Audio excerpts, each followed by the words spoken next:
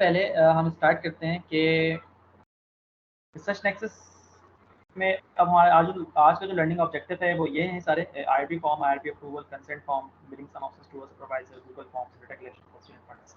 तो अब चलें, लेट्स सपोज करें कि आप लोगों ने सिनॉप्सिस लिख लिया है, हालांकि नहीं लिखा है, बहुत से लोगों ने नहीं लिखा, कुछ लोगों ने लिखा है। हम लोग समझ में आ रहा है कि यही बात है, आप लोगों की यूनिवर्सिटी खुली भी है और बिजी भी हैं। खैर कोई बात नहीं, अभी आपके पास 3-4 दिन है, उसमें आप सिनॉप्सिस लिख लें, तो फिर हम एक साथ सबका चेक करेंगे। चेक तो खैर हम कर ही रहे हैं, लेकिन ये है कि सारे के आ जाए तो फिर हम एक बार फाइनलाइज करने के साथ सबको बेहतर अपने जहन में एक बार डाल लें। मेरे ख्याल से कुछ लोगों को परेशानी है, वो ये है कि उन्हें लग रहा है कि इस वेबिनार के बाद हम अकेले पड़ जाएंगे और हम जो है आगे नहीं बढ़ पाएंगे, या समाप्ति लिखने के बाद हमें कौन हेल्प करेगा। तो मैं आपको बताऊं कि आप जो है जो रिसर्च का तकरीबन 60 to 70% काम आप कर चुके होंगे इस वेबिनार के आखिर में। दरअसल बात ये आपको बताऊं कि जब हमने अपनी जर्नी स्टार्ट की थी रिसर्च के अंदर, तो उस वक्त जब हम अपने सुपरवाइजर के पास गए थे। अब सुपरवाइजर कौन होता है, ठीक है, आप जब सिनॉप्सिस लिख लेंगे तो ये सिनॉप्सिस लेके आप सुपरवाइजर के पास जाएंगे और उस सुपरवाइजर को कहेंगे कि आप हमारी सिनॉप्सिस पढ़ें, हमारी रिसर्च में इंटरेस्ट लें और हमारे साथ रिसर्च में शामिल हो जाएं। तो वो सुपरवाइजर फिर आपको लीड करेगा, आपको क्या करेगा, वो लीड करेगा और आपके रिसर्च के साथ काम करेगा। सुपरवाइजर आपका कोई टीचर हो सकता है, कोई कम्युनिटी डिपार्टमेंट के teacher, physiology, pathology, biochemistry, histology, किसी भी डिपार्टमेंट का टीचर हो सकता है जिसने ऑलरेडी पब्लिकेशंस की हुई हैं और उसकी रिसर्च कम्युनिटी के अंदर कोई एक नाम है। तो जब हम गए थे तो उस वक्त हमने सिनॉप्सिस लिखी ही नहीं थी। हम जब गए थे तो सिर्फ टाइटल लेके गए थे। जब हम अपना रिसर्च वेबिनार ले रहे थे, जब डॉक्टर उज़ैर हमें पढ़ाया करते थे, उन्होंने हमसे एक बात कही थी कि अगर आप लोग सिर्फ टाइटल लेके भी जाएं, अच्छा टाइटल हो, ठीक है, सिर्फ टाइटल, कुछ भी नहीं लिखा हमने, ना इंट्रोडक्शन लिखा, ना रेशन लिखा, कुछ नहीं लिखा, सिर्फ एक अच्छा टाइटल आप अपने सुपरवाइजर के पास लेके जाएं, उनसे कहें कि देखें ये टाइटल है, हम इस पर रिसर्च करना चाहते हैं। तो मुमकिन चांस है कि बहुत सारे सुपरवाइजर ऐसे होते हैं कि वो जो है अप्रूव करते हैं, फिर वो कहते हैं कि आप सिनॉप्सिस लिखो, और सिनॉप्सिस लिखने में वो आपकी हेल्प करते हैं बाकायदा। कुछ पार्ट वो आपसे लिखवाते हैं और कुछ पार्ट वो खुद लिख देते हैं। और हमारी जो सुपरवाइजर थी मैम फातिमा आबिद, ये हमारी जो है फिजियोलॉजी डिपार्टमेंट की असिस्टेंट प्रोफेसर थी, बड़ी अच्छी टीचर थी। तो उन्होंने हमारे से ऐसे ही किया था कि हम सिर्फ टाइटल लेके गए थे और उन्होंने पूरी सिनॉप्सिस लिखने में हमारी हेल्प की थी, मतलब वो हमारी फर्स्ट टाइम सिनॉप्सिस लिखी थी हमने। तो मेरी बात, तो आप लोग तो हमसे किस स्टेप काफ़ी ज़्यादा आगे हो, आप लोग आगे बढ़ के काम करते हो, तो आप डरो नहीं, आप इजीली कर लोगे रिसर्च, ठीक है। फिर डॉक्टर हुसैन हमसे एक आते हैं कि जब आप एक बच्चा जिसने कभी रिसर्च की ही ना हो, लेकिन फिर भी उसे सिनॉप्सिस लिखने आती है, उसे पता है सिनॉप्सिस किस तरह लिखी जाती है, उसे हर स्टेप बाय स्टेप की गाइडेंस है, तो जब वो सिनॉप्सिस लेके अपने सुपरवाइजर के पास जाता है तो फिर इतना अच्छा इंप्रेशन पड़ता है सुपरवाइजर के ऊपर उसका, कि सुपरवाइजर कहता है कि इन बच्चों को ऑलरेडी काम आता है, इनकी ज़्यादा मेहनत करनी नहीं पड़ेगी, चाहे आपका टॉपिक अच्छा हो चाहे ना हो। सुपरवाइजर क्या करते हैं, आपको अपने अंडर में ले लेता है और लेने के बाद वो हंसी खुशी आपके साथ काम करता है, इवन कि कोई मसला ही नहीं होता। मैं आपको रिसेंटली अपनी कहानी सुनाता हूँ कि क्योंकि हम ट्रेन हो गए ना अच्छा खासा करते करते, तो हमारे एक ऑफिशियल रिसर्च था जेएसएमयू का, तो उसमें यकीन माने सिर्फ और सिर्फ 2 डेज टाइटल सिलेक्शन से लेके सिनॉप्सिस लिखने तक प्लस सबमिट कराने तक, आईआरबी के लिए भी सबमिट कराते, सिर्फ 2 डेज, 2 दिन में हमने सारे काम कर लिए थे। इवन क्वेश्चन भी तैयार कर लिया था, सिनॉप्सिस भी लिख दी थी, टाइटल भी डिसाइड कर दिया था, हमने सबमिट भी करा दिया था, टीचर से भी अप्रूवल ले ली। टीचर को हमने भेजा, अगले दिन अप्रूवल आ गया कि आपका अप्रूव हो चुका है। इतना अच्छा इंप्रेशन बैठा था हमारा कि उन्हें पता था कि बच्चों ने पहले से रिसर्च की हुई है, इन्हें काम आता है, कोई हाइडेंसी नहीं है। अब हम इसे डेटा कलेक्ट करना है और डेटा कलेक्ट करने के बाद जो हमें बस पब्लिकेशन के लिए चले जाना है। तो आप लोग इस बात को समझें कि आप लोग बहुत ज़्यादा आगे हैं हमसे, इंशाल्लाह आप 1 साल के अंदर अपने आप को किसी और स्टेज के ऊपर देखेंगे कि आप जब 1 साल काम कर लेंगे ना, आपको दिखेगा कि हमें क्या इंप्रूवमेंट आ चुकी है और हम कहाँ से कहाँ निकल चुके हैं इंशाल्लाह। बस फिक्र ना करें इस बात। अब आए आपको हम सिखाते हैं आगे आपने करना क्या है। अब जैसे आपने सिनॉप्सिस लिख ली, हमने आपको सिनॉप्सिस के अंदर इंट्रोडक्शन सिखा दिया है, रैशनल सिखा दिया है, स्टडी मेथड एंड डिज़ाइन सिखा दिया, operational definitions, variables, data collection, sampling technique, sampling method सब बता दिया आपको, ठीक है, एक एक स्टेप आपको बता चुके हैं। अब हम चलते हैं आगे कि जब आपने सिनॉप्सिस कंप्लीट कर ली है तो उसके बाद आपका क्या स्टेप्स होंगे, आपको किस तरह का काम करना है। सबसे पहले एक चीज़ होती है, सब कहते हैं आईआरबी फॉर्म, ठीक है। तो आईआरबी फॉर्म का मतलब होता है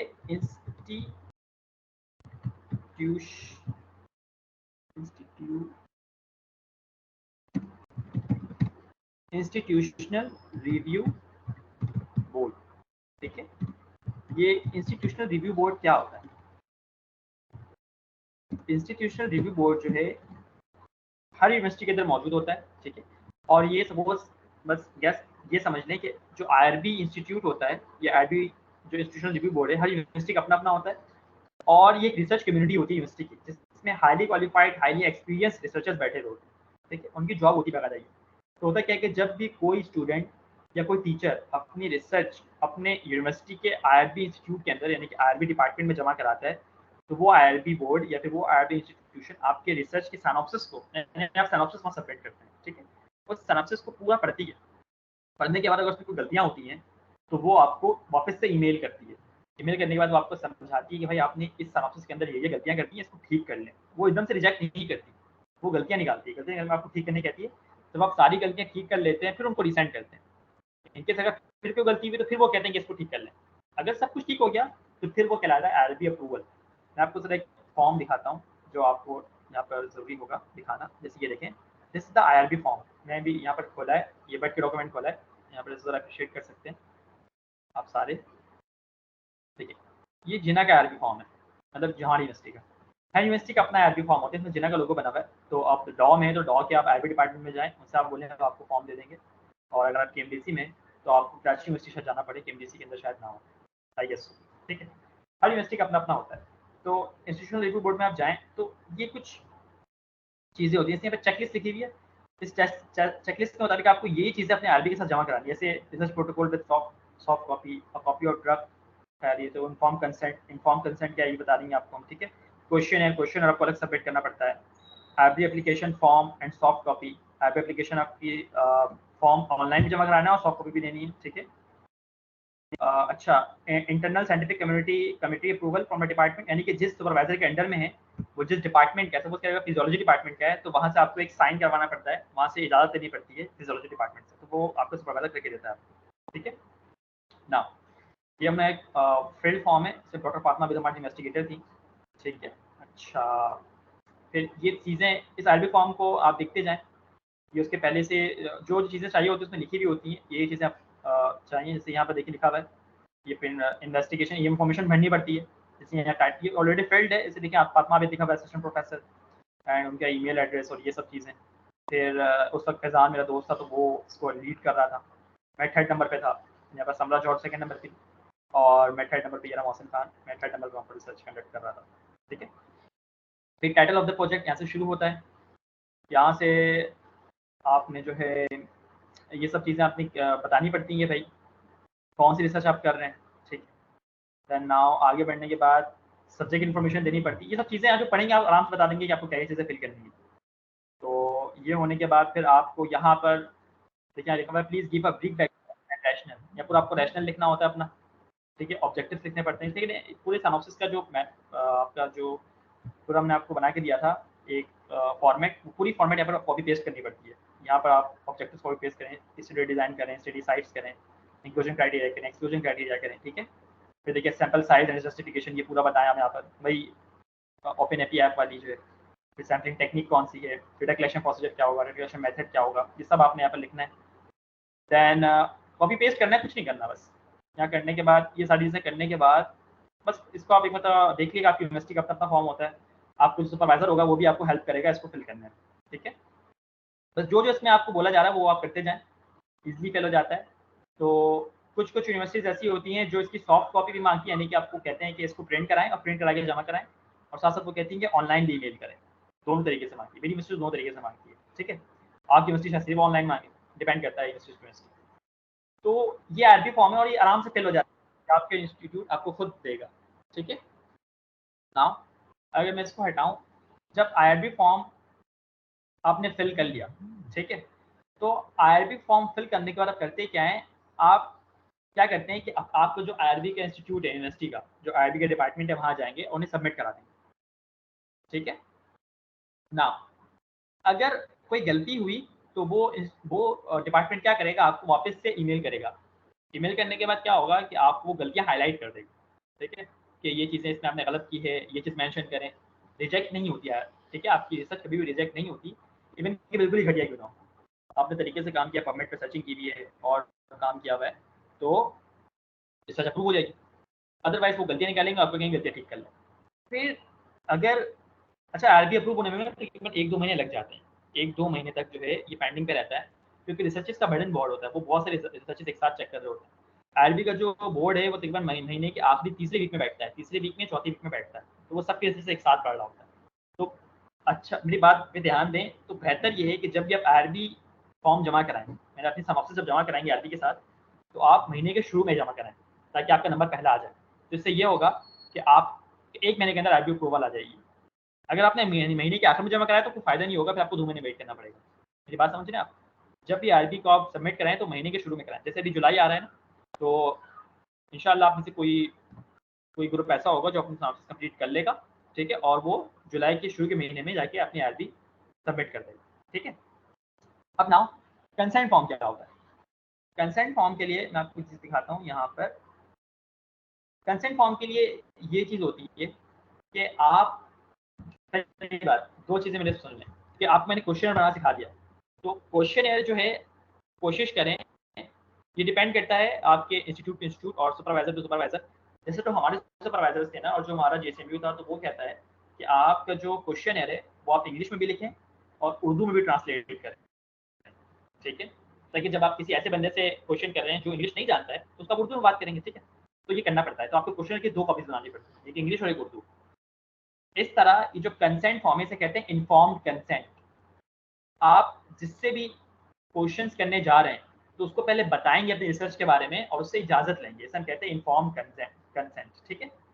इन्फॉर्म कंसेंट के एक पूरा एक ये फॉर्मेट बना हुआ है। इसको सिंपल कुछ नहीं होता, अपने रिसर्च के मुताबिक फिल करके इसको अपने क्वेश्चन के शुरू में लगाना, अटैच करना होता है, ठीक है। आपको जो क्वेश्चन है उसके फ्रंट पेज पे इन्फॉर्म कंसेंट होगा, देन क्वेश्चन से क्वेश्चन पढ़ना स्टार्ट करेंगे। जैसे आपने लिखा पर्पस ऑफ दिस स्टडी, ये मैंने पॉइंट्स अपने रिसर्च के लिखे हैं, ठीक है। प्रोसीजर्स क्या होंगे ये भी मैंने लिखे हैं, ठीक है। पॉसिबल रिस्क और डिस्कम्फर्ट, तो मेरी रिसर्च के अंदर there is no risk of any injury, damage, psychological, social, economic harm. मेरी रिसर्च के अंदर ऐसा कुछ भी मसला नहीं था। सपोज कि आपको ऐसी रिसर्च करिए जैसे आप ब्लड निकाल रहे हैं, तो उसमें आप जो रिस्क है तो आप वो बताएंगे, ठीक है, कि आप सपोज करें कि उनको ये बताएंगे कि अगर सिरिंज हम लगा रहे हैं तो इससे आपको थोड़ा बहुत खून निकालेंगे या आपको तकलीफ हो सकती है, ठीक है। इवन कि आपको कोई मसला, अगर सिरिंज अगर सही से स्टेराइल नहीं है, स्टेराइज सिरिंज नहीं है, तो उससे आपको इन्फेक्शन भी हो सकता है। तो ये सब चीज़ें आपको बतानी पड़ेंगी कंसेंट फॉर्म के अंदर। कंसेंट फॉर्म भरना बहुत ज़रूरी होता है, अगर आपने नहीं भरा तो आपकी आईआरबी रिजेक्ट कर दी जाएगी और आपको कहा जाएगा कि आप कंसेंट फॉर्म फिल करें लाजमी तौर पर। पॉसिबल बेनिफिट्स आप बताएंगे जिससे आप बात कर रहे हैं कि आपकी रिसर्च से माशरे को क्या फ़ायदा होगा या उस पर्सन को क्या फ़ायदा होगा, ठीक है। तो मेरे यहाँ पर क्या लिखा हुआ है, this research will not only help to improve the health system and public health of our community, but will also help to make the general public aware of the deadly effects of blood pressure regarding to the lifestyle. This will also have a bulk of data information to future researchers who will be willing to do research on hypertension. This will also help our government and health management authorities in spreading awareness against hypertension. ये सब कुछ मैंने खुद fill किया हुआ था अपने वक्तों में, तो मैं आपको बता रहा हूँ। फाइनेंशियल कंसिडरेशंस, कि अगर फाइनेंसेस कुछ हैं वो कौन बेयर कर रहा है, किसी ने आपने किसी से फंड लिया या फिर आप लोग सारे खुद बेयर कर रहे हैं। तो लिखा हुआ there is no financial compensation for the participation in this research, तो कोई कंपनसेशन नहीं दी जा रही। अच्छा, कॉन्फिडेंशियलिटी ये खुद पे लिखा हुआ होता है कि ये जो आप क्या लिखा हुआ है, your identity in this study will be treated as confidential, बिल्कुल ढकी छुपी रहेगी, किसी को नहीं बताया जाएगा। The result of the study including laboratory और any other data may be published for scientific purposes but will not give your name. ये देखिए यहाँ पे लिखा हुआ है, नेम आपका बिल्कुल नहीं बताया जाएगा किसी को भी, और include any identifiable references to your खैर वगैरह वगैरह। तो this is all about the consent form. ये आप भरें, इसको भरने के बाद जो है आप अपने क्वेश्चन के शुरू में अटैच करें। तो समझ में आ गया, आरबी फॉर्म आपने लेना है अपने इंस्टीट्यूट से, कंसेंट फॉर्म आपको हम ये वाला भेज देंगे, आप ये वाला ही भर सकते हैं, बिल्कुल सेम टू सेम, इसमें कोई इशू नहीं है। ये जैसे भी बनी सबके लिए कॉमन होता है। तो आपने आरबी फॉर्म फिल करना है, कंसेंट फॉर्म जो है वो फिल करनी है, क्वेश्चनर फिल करना है, क्वेश्चनर बनाना है और क्वेश्चनर के सामने कंसेंट फॉर्म को अटैच कर देना है, ठीक है ना। अब अगर हम बात करें, जब ये सब चीज़ें आपने कर ली हैं तो एक चीज़ में थोड़ा सा पीछे रह गया, वो ये कहना है कि मेल करना है। अब सपोज करते हैं सिनॉप्सिस लिखी, अभी आप आईआरबी वाले अप्रूवल वाले स्टेप पे नहीं आए हो और कंसेंट फॉर्म आप अभी अभी स्टेप पे आए नहीं हो, अभी सिर्फ आपने सिनॉप्सिस लिखी है और क्वेश्चनर तैयार कर लिया है, ठीक है। सिनॉप्सिस लिखी और क्या तैयार कर लिया, क्वेश्चनर। क्वेश्चनर तैयार करने का तरीका आपको मैंने बता दिया था। आपने करना क्या है कि पहले आपका जो भी सुपरवाइजर है, ठीक है, आप उस सुपरवाइजर के पास जाएं, अगर आपकी यूनिवर्सिटी का है तो उसको आप उससे आप ईमेल एड्रेस से उसको मेल करें। ये एक प्रॉपर तरीका होता है काम करने का, ठीक है। आप उन्हें ये नहीं कि मिस आप यूएसबी से ले लें, मैं आपको व्हाट्सअप कर दूंगा, तो ऐसे नहीं करिएगा, सुपरवाइजर गुस्सा हो जाएगा। तो उससे आप कहिएगा मैम यस सर, आप अपना ईमेल दें, हम आपको अपनी जो सिनॉप्सिस है वो ईमेल कर देंगे। अगर वो टीचर आपकी यूनिवर्सिटी का है तो वेल एंड गुड, लेकिन अगर अब्रॉड है, ऐसा भी होता है कि सुपरवाइजर जो होता है वो मुल्क से बाहर का भी होता है। अगर आप एक अच्छे रिसर्चर हैं और आप जो है ऐसी रिसर्च करना चाह रहे हैं जो कि इंटरनेशनल सतह के मुताबिक रखो, बड़ी रिसर्च हो, तो आप कोशिश करें कि ऐसे सुपरवाइजर को सिलेक्ट करें जो कि ऑलरेडी पूरी दुनिया में एक नाम रखता है। तो उस कहीं से उसका आप ईमेल निकालें और फिर उसको मेल करें अपने सिनॉप्सिस। अभी फिलहाल नहीं करने की ज़रूरत है, मैं बात की बात बता रहा हूँ। अब मेल कैसे किया जाता है? सिंपल ये कि हमारे पास एक फॉर्मेट बना हुआ है मेल का, मैं आपको दिखाता हूँ, ये आपको मैं सेंड कर दूँगा। तो ये मैंने बना के रखा है वैसे ऑलरेडी, ये ईमेल का मैंने फॉर्मेट बना के रखा हुआ है, ये देखिए। तो इसमें क्या है, सब्जेक्ट है request for synopsis reading and potential collaboration. तो जो भी सुपरवाइजर होगा उसके लिए आप एक एप्लीकेशन उसको लिख के देने मेल कर दें, ठीक है। पूरा फॉर्मेट है, इसको आप अपने हिसाब से जो भी आपको लगता है इसको अपने हिसाब से इनोवेट कर लें, बेहतर कर लें, चेंजिंग कर लें इसके अंदर। डियर सुपरवाइजर नेम आप नाम लिखें, वो this email finds you in good health and high spirits, my name is वगैरह वगैरह and I am reaching out to you with a learning interest, की interest in your expertise and research acumen. खैर जो भी है ये पूरी लिख रखी है हमने ऑलरेडी। तो इसको जो है आप सीधा कॉपी पेस्ट मारें, कुछ नहीं करें, ठीक है, और अपने मुताबिक इसको चेंज कर लें। ईमेल कैसे करना है भाई, आपने जाना है अपने, ठीक है, गूगल पे जाना है, यहाँ पर आपने जीमेल खोलना है और जीमेल खोलने के बाद जो है आप जीमेल खोलें। तो मैं पूछता हूँ देखिए कैसे करना है ये पूरा मामला, ठीक है। ये जीमेल आपने खोल लिया, आप जाएँ कंपोज पे,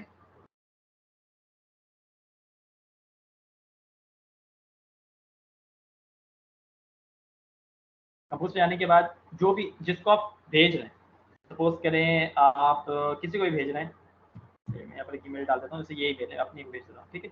जिसको आपने भेजा उसकी ईमेल डाला, सब्जेक्ट जो है आप जाएँ अपने वर्ड के डॉक्यूमेंट पे वापस, ठीक है, और यहाँ से जो है आपने सब्जेक्ट उठाना है, ये सब्जेक्ट था, ये सब्जेक्ट को यहाँ से कॉपी पेस्ट मारें, ठीक है, कंट्रोल सी एंड, ठीक है, या फिर कॉपी पेस्ट मारा। उसके बाद आपने क्या किया है कि अब आप पूरी अपनी ईमेल जो है यहाँ पर कॉपी पेस्ट मारेंगे, ये वाली, यहाँ से लेके यहाँ तक, इसको आप कॉपी पेस्ट करें और साथ साथ अभी मामला पूरा हुआ नहीं है, यहाँ पर आके आपने कॉपी पेस्ट किया, ठीक है। अब आपने इसको अटैचमेंट डालनी है, अपने क्वेश्चनियर्स की भी, अपना क्वेश्चनर भी अटैच करना है और अपना सिनॉप्सिस भी अटैच करना है। तो मैं जाऊँगा यहाँ पर डॉक्यूमेंट्स पे और अपनी जो भी सिनॉप्सिस है इसको मैं यहाँ पर अटैच करूँगा। तो यहाँ पे बोलते हैं, तो सपोज करें फाइल्स, ये मेरा क्वेश्चन है, मैंने क्वेश्चन अटैच कर दिया, ये क्वेश्चन अटैच हो गया, ठीक है। और साथ में आपने करना क्या है कि अपनी जो है सिनॉप्सिस जो है आपकी वो भी अटैच कर देनी है। मेरे पास यहाँ पर एक ऑलरेडी सिनॉप्सिस लिख रखी है मैंने, तो आपको दिखाता हूँ। ये हमारी जो है सिनॉप्सिस है, ये रही, इसको मैंने खोला, इसको मैंने अटैच कर दिया, ठीक है। अटैच करने के बाद सिंपल क्या करना है, याद रखिएगा ईमेल कॉपी पेस्ट नहीं मार देगा, इसमें थोड़ी चेंजिंग करनी पड़ेगी आपको अपने रिसर्च के हिसाब से। मेरे पास इसे पढ़ लिएगा इसमें क्या क्या लिखा हुआ है, पढ़ने के बाद इसको सेंड कर दें। सेंड कर दें तो हर दिन या हर 2 दिन के बाद आप चेक करते रहें कि आपको ईमेल का रिप्लाई आया या नहीं आया। तो ये मेरे साथ भाई ये वाकया हो चुका है, क्योंकि मुझे आदत नहीं थी ईमेल पढ़ने की। पता चला 1 महीने पहले ईमेल का रिप्लाई मुझे आया हुआ था और मैंने 1 महीने बाद जाके चेक किया हुआ था, क्योंकि मुझे आदत ही नहीं थी पढ़ने की। फिर मैंने अपने सुपरवाइज़र को मैसेज किया, मिस आपने अभी तक रिप्लाई नहीं किया। मिस ने कहा बेटा मैंने 1 महीने पहले रिप्लाई किया।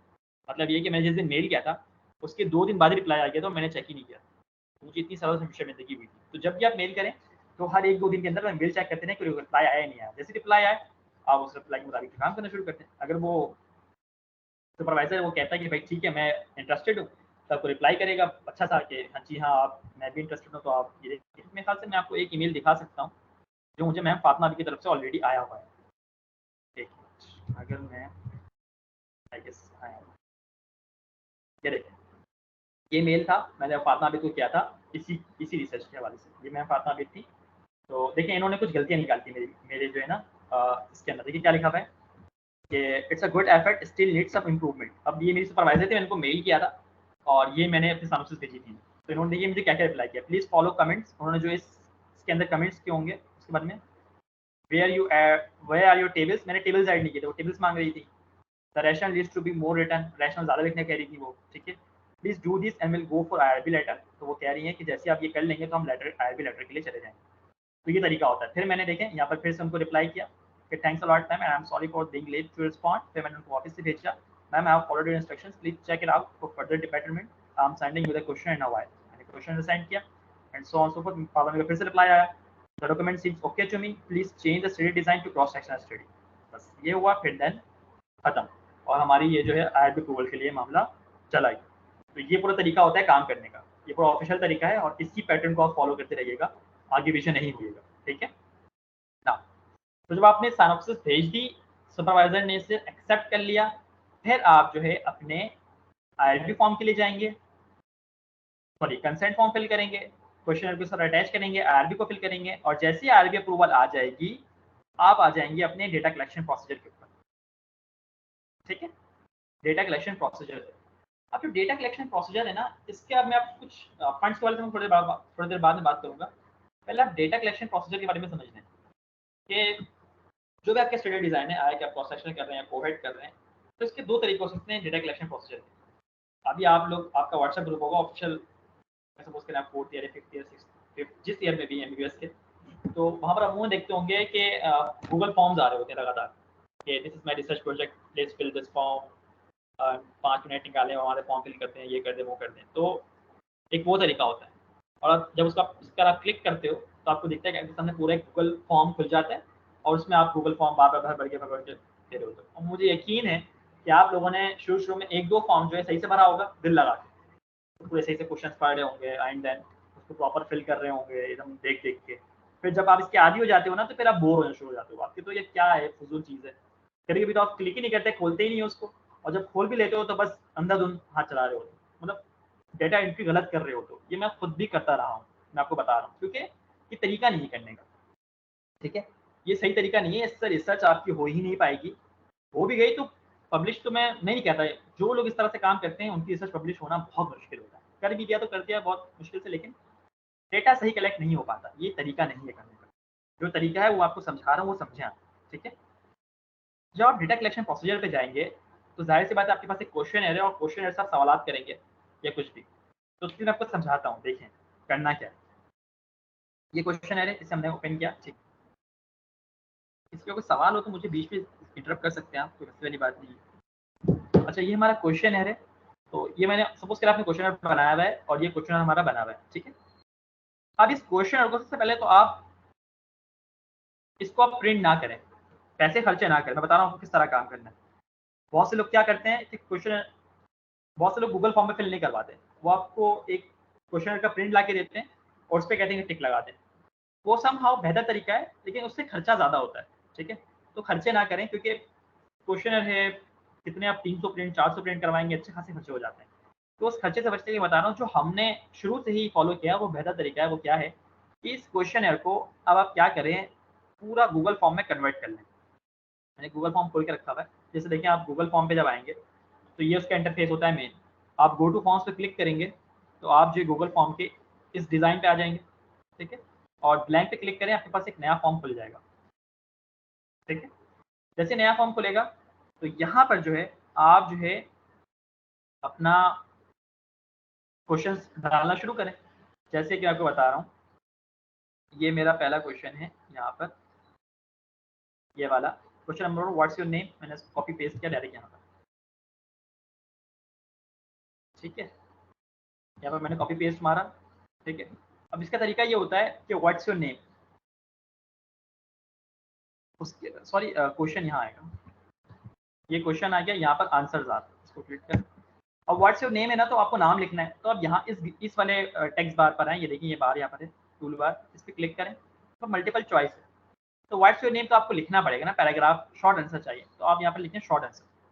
तो यहाँ पर जो भी नेम होगा आप लिख देंगे। फिर आप यहाँ पर करें ऐड, जैसे ऐड करेंगे दूसरा क्वेश्चन स्टार्ट हो जाएगा। फिर आप क्या करें, अपने वापस इस पे आएँ, यहाँ पर इस पर कॉपी करें और यहाँ पर आने के बाद जो इसको पेस्ट कर दें। पेस्ट किया आपने, ठीक है। और यहाँ पर भी व्हाट्स योर एज है, तो यहाँ पर भी आप जो है शॉर्ट आंसर डाल दें, ठीक है।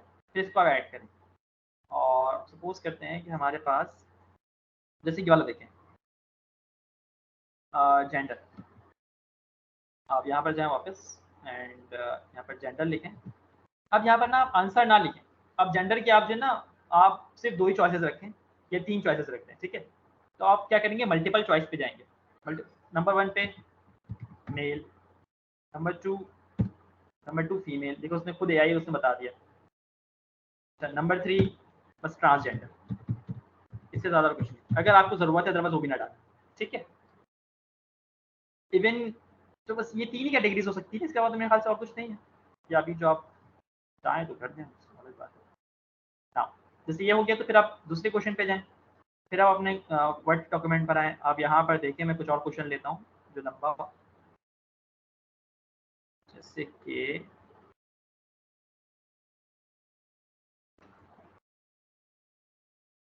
अच्छा ये क्वेश्चन देखिए क्या लिखा हुआ है, how long does it take for your bleeding to stop completely and your wounds to heal after any kind of cut और इंजरी। ठीक है, वैसे तो मुझे याद है मेरे ख्याल से 7 से 8 मिनट या 9 से 11 मिनट ब्लीडिंग टाइम होना चाहिए। इसमें भी डिफरेंस है कि इसमें एक पीटीटी होता है, फिर एपीटीटी होता है, फिर एक पीटीटी होता है, देन एक प्लेटलेट कोगुलेशन टाइम होता है, एक ब्लीडिंग टाइम होता है। तो सबके मिनट्स थोड़े से डिफरेंस पे आते हैं। ठीक है, तो फिर खैर बस उनसे आप एक जनरल सवाल करते हैं कि आपको कितना वक्त लगता है इंजरी होने के बाद ये शुरू होने में। जब आप ये लिखेंगे तो लिखने के बाद जो है आप इसे यहाँ पर पेस्ट करें, और यहाँ पर मल्टीपल चॉइस नहीं जाएगा, अब यहाँ पर जाएगा शॉर्ट पैराग्राफ टाइप का, कि वो थोड़ा एक्सप्लेन करेगा कि जो है ना मुझे इतना टाइम लगता है, इतना टाइम लगता है, तो उसमें आप लॉन्ग आंसर टेक्स्ट कर दें। फिर इस तरह से आप ये पूरा अपना क्वेश्चन बनाते जाएं। एट दी एंड अब यहाँ पर देखें, मैं एक बार एक ऐड करके दिखाता हूँ कि अच्छा अब यहाँ पर ये भी हो सकता है कि how would you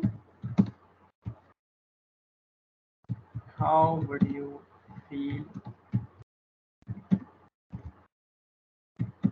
after bleeding. बस ऐसे ही मैं एक रैंडम क्वेश्चन बना रहा हूँ।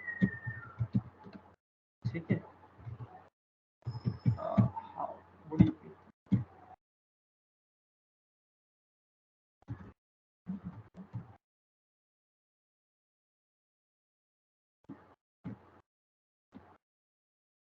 तो इसके लिए ना देखें आप यहाँ आप मल्टीपल चॉइस ग्रिड भी यूज कर सकते हैं और चेक बॉक्स ग्रिड भी यूज कर सकते हैं।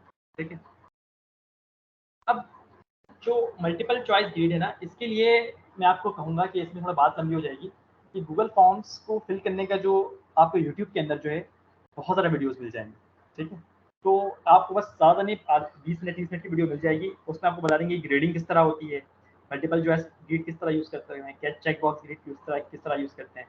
आपको कोई फाइल अपलोड करनी है तो जिस तरह मैंने आप लोगों को गूगल फॉर्म भेजा था, उसमें आप लोगों को अपनी पेमेंट स्लिप भेजनी थी, उसमें मैंने अपना फाइल अपलोड डाल दिया था। तो अगर फाइल अपलोड करना कंटिन्यू करें ना, तो अब जब भी कोई आएगा इस फॉर्म को फिल करेगा तो उसको यहाँ पर एक फाइल अपलोड करनी पड़ेगी। ठीक है, तो ऐसा भी कुछ होता है। तो अपने को सपोज करें आपको ऐसी रिसर्च है जिसमें आपको तस्वीर लेनी। ठीक है, जैसे आपकी कोई रिसर्च है, जो भी आप रिसर्च कर रहे हैं, तो आप उसमें पेशेंट की जाए किसी हिस्से की तस्वीर लेनी। सपोज करें आप अल्सर या अल्सर पे तस्वीर कर रहे हैं, या एलोपेशिया पे रिसर्च कर रहे हैं, तो एलोपेशिया में बाल झड़ते हैं, तो आप क्या करेंगे, पेशेंट को कहेंगे कि अपने बालों की मुझे तस्वीर लेने दें सर की। तो जब वो सर की तस्वीर लेंगे तो सर की तस्वीर लेते ही आप यहाँ पर अपलोड कर देंगे। तब हाँ, आप बस ये देखें कि आपने जो है ये रिसर्च क्वेश्चन जो है गूगल फॉर्म में कन्वर्ट कर लिया है। अब इसको जो है आप सिंपल क्या करें, सेव कर लें। वैसे ये ऑटो सेव होता है, इसको जो है आप सेव कर लें, एंड देन जो इसको यहाँ पर अगर क्लिक करेंगे, देखिए आई के निशान जो आ रहे हैं, इसे प्रीव्यू कर लें कि जब आप इसको यूज़ करेंगे तो कैसा दिखेगा। ये कुछ इस तरह का दिखेगा। ठीक है, what is your name, what is your age, gender and what short answer, add file, ये देखिए यहाँ पर आ रहा है। ठीक है, आखिर में सबमिट का ऑप्शन आ जाएगा। तो समझ में आ गई बात। अच्छा यहाँ पर जो है आप जो है यहाँ पर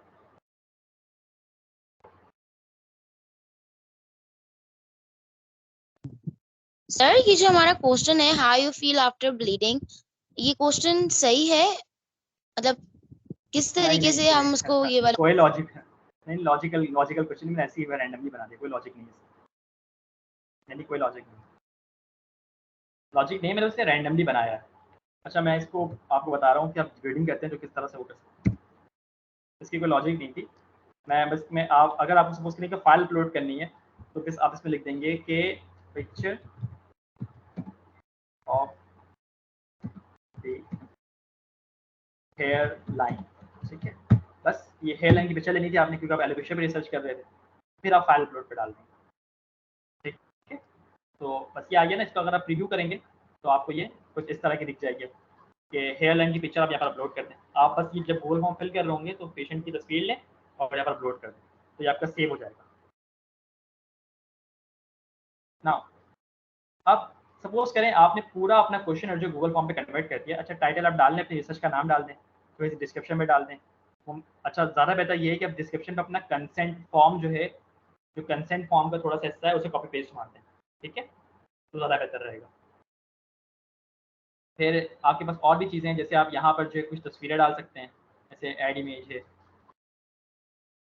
वीडियो भी डाल सकते हैं। इमेज पे आप कुछ भी करें, ऑनलाइन इमेज डाल दें, गूगल इमेजेस डाल दें। जैसे गूगल इमेजेस में सर्च कर लेता हूँ।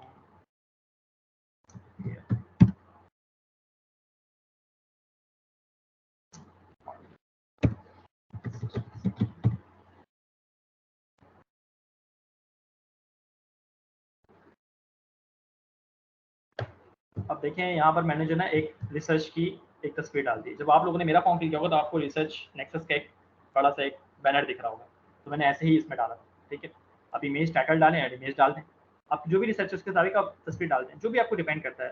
तो ये बस ये खूबसूरत बनाने के लिए। अब मैं एक काम करता हूँ, आपको दिखाता हूँ कि इसको आप कर कैसे सकते हैं। सपोज कर आपने ये रिसर्च फॉर्म बना लिया है। ठीक है, अब आप जो है इसका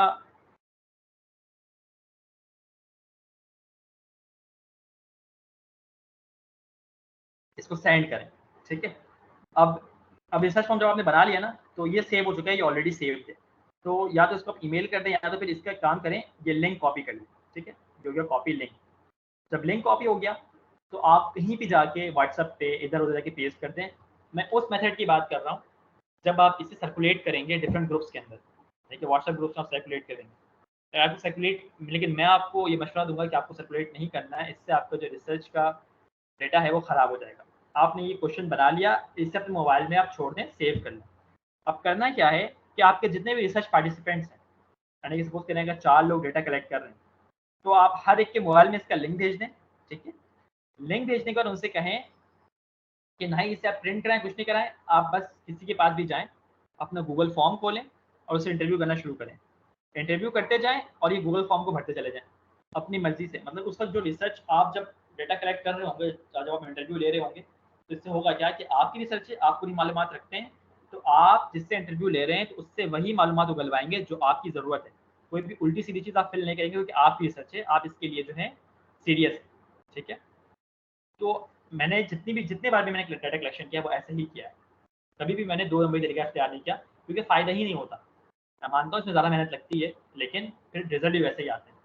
तो आप एक मरतबा ये बना लें, उसके बाद आप जो है अपने तमाम दोस्तों में इसको शेयर करें और उनसे कहें कि आप बार-बार इसी फॉर्म को खोल के इसको फिल करते जाएँ। ठीक है?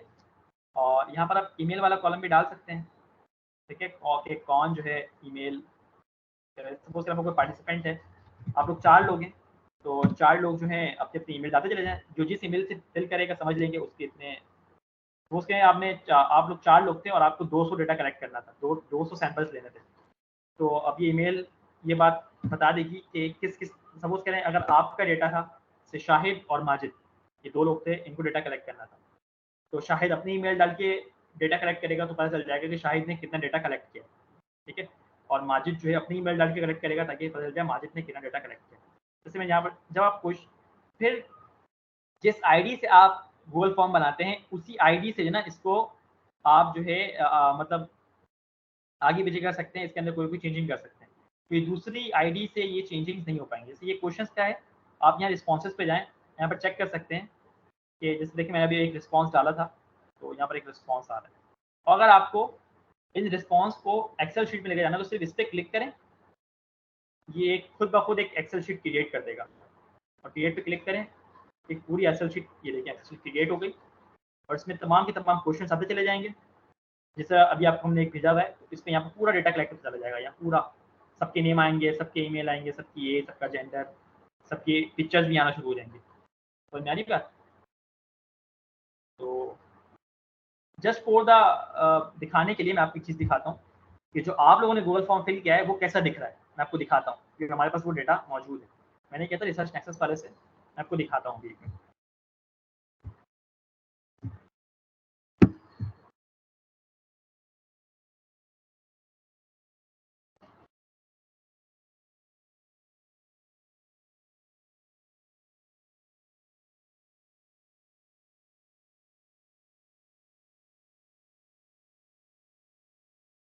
ये रिसर्च एक्सेल आ गया, ये उसकी मैंने ईमेल बनाई हुई है एंड इसमें जो है हम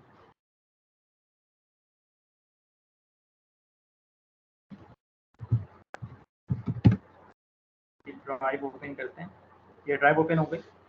अब ये देखें यहाँ पर जो है ये रजिस्ट्रेशन फॉर्म था, ठीक है, ये एक्सेल शीट हमने बनाई है।